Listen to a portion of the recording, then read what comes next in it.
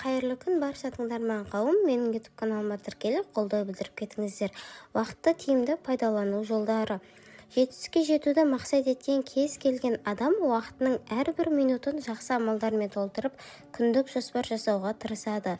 Көп адам күндік жоспарын дұрыс түзе алмай, оны әртүрлі керекті керексіз іспен үйіп-төгіп толтырып тастағандықтан үнемі асығыс-үсігіс стрессте жүреді.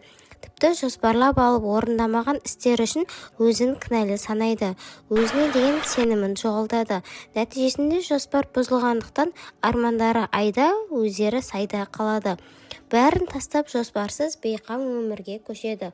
Мұндай жеңіліс уақытты басқару жолын білмегендіктен, жоспар жасаудың тиімді тәсілдері мен тетіктерін меңгермегендіктен туындайды.